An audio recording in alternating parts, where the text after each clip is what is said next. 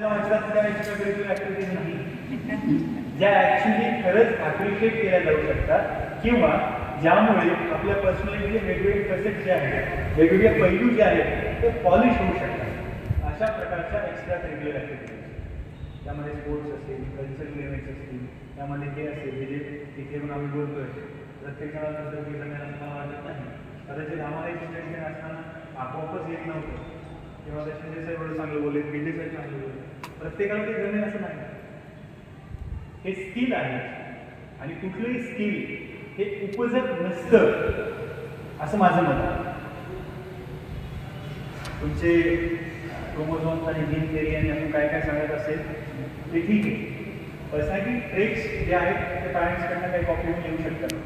मात्र संभाषण कौशल्य जे आहे, भाषेवर प्रभुत्व असेल किंवा बरेच अशा स्किल्स आहेत त्या आपोआप त्या पॉलिश करायला लागतात. आणि कुठलीही गोष्ट पॉलिश तेव्हाच होते ज्यावेळेस तुम्ही ती वारंवार करता. स्टेजची जर भीती वाटत असेल तर तुम्ही इथं आलं पाहिजे, तिथून ती जाणार नाही.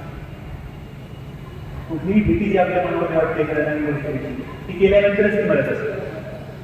म्हणून मला असं वाटतं की काम करणाऱ्यांचं जग हे नक्कीच आहे, मात्र बोलणाऱ्यांचं तर 100% आहे. काम करणार प्रत्येक जण आहे, मात्र ते काम केलं तुम्ही सांगितलं पण पाहिजे लोकांना, तरच ते लोकांपर्यंत पोहोचेल. कुणीही बसलेलं नाहीये तुमची कामं वाचत बसायला. म्हणून बोलणं जे आहे आपल्याला बोलता येतं, चांगलं बोलता आलं पाहिजे. 1 to 1 फाईन, ग्रुप खूप चांगली गोष्ट हे अजून जास्त महत्त्वाचं. बरेच इंटरव्ह्यू असतील जे बोलतात पण ते वॉलवरच लिहितात.